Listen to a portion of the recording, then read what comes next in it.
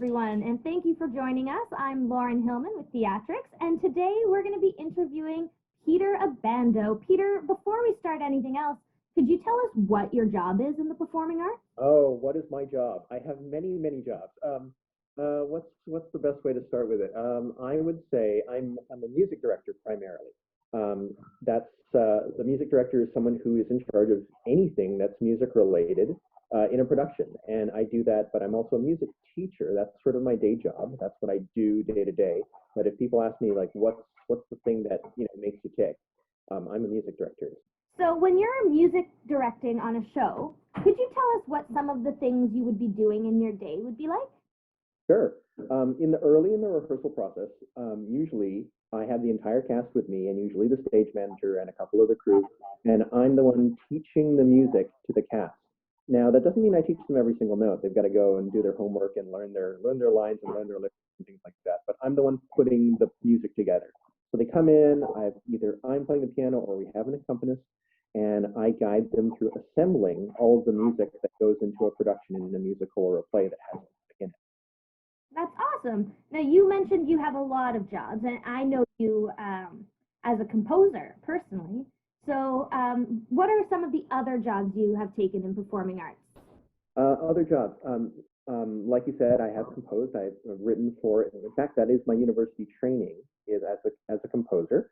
I also work as an accompanist, so the piano player who comes along and works with you if you're working on a song or if you're doing an audition.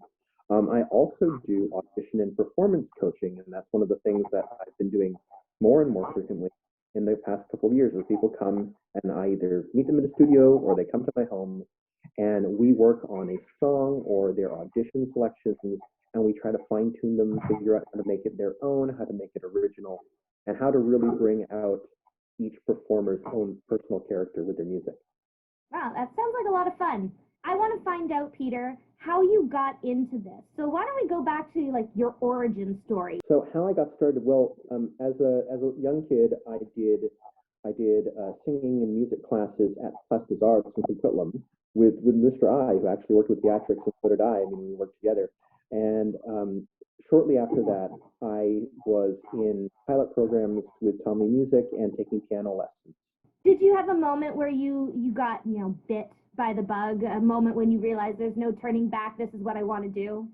Yeah, the music bug bit pretty early. Early on when I started piano lessons, and they took us to the Coquitlam Center Mall back in the day to do some demonstrations of what their programs were like. And I think all of us kids, we had all played our prescribed pieces and everything like that, and we still had time left over.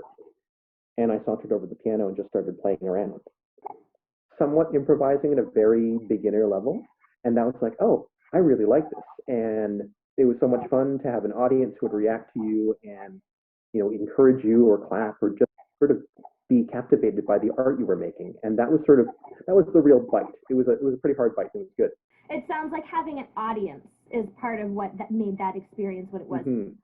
So now, if you were giving some advice to kids, how would you suggest they go about it? Or maybe you can start with how you went about it first. Oh, music direction was an utter mistake by me.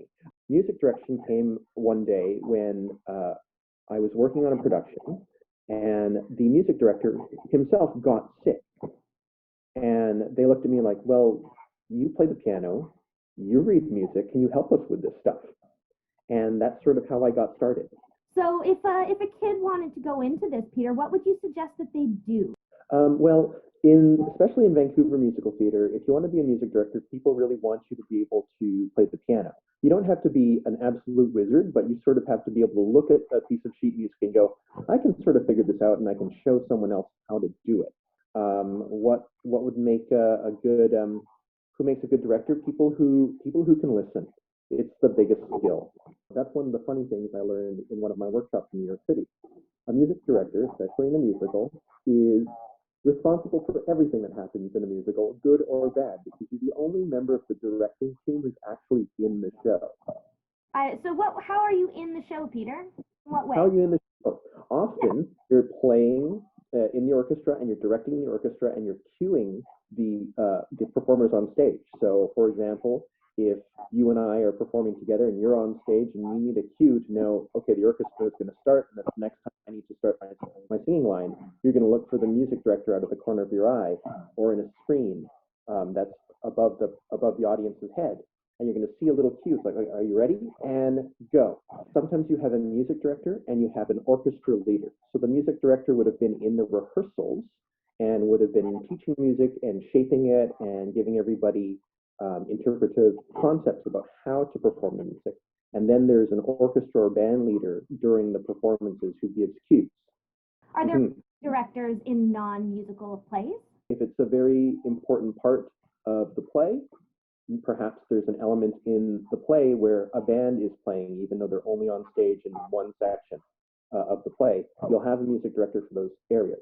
Let's backtrack a little, Peter, because you're a theatrics alumni.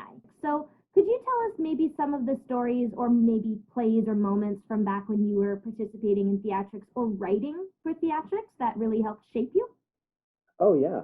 One of the biggest things that theatrics taught me back in the day was that none of this art is made in a vacuum. I first got involved with theatrics, again, by accident.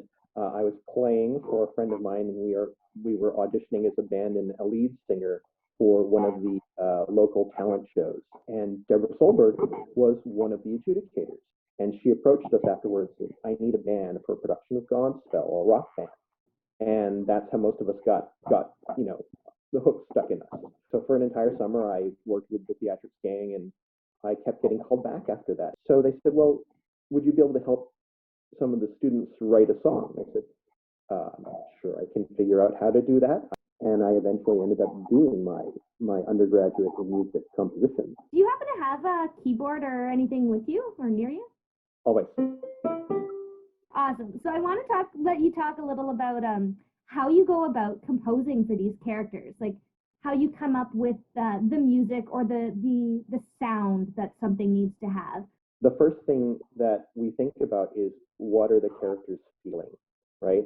One of the big things about music is that it's sort of a heightened version of us talking or having a conversation. It sort of seems silly to sing if you don't have enough enough of an emotional investment in it. So what I like to do is I like to talk about where the character is, what's going on in their mind, how they're feeling in their body. Sometimes it's silly. Sometimes it's what did they have for breakfast. But it's all about what's going on in their heads, how they're feeling, and what are they about to do. One of the things that I also work in musical improv, and they have to create songs on the spot with no prep. That makes sense. And one of the things we have to go is you almost have to freeze time and go, what is so important to this character or this person or this creature right here in this moment? And that's one of the easiest ways to start developing the material for the song. With the music, often I'll experiment. I'll play something that feels a certain way.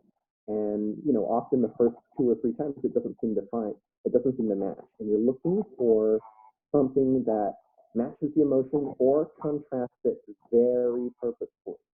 Peter, what would you say is the most fun or satisfying part of what you do? The most fun or satisfying, great question. I would say, because I'm a teacher and an educator, it's when you're there, the moment that somebody does or manages to do something that they think they couldn't do.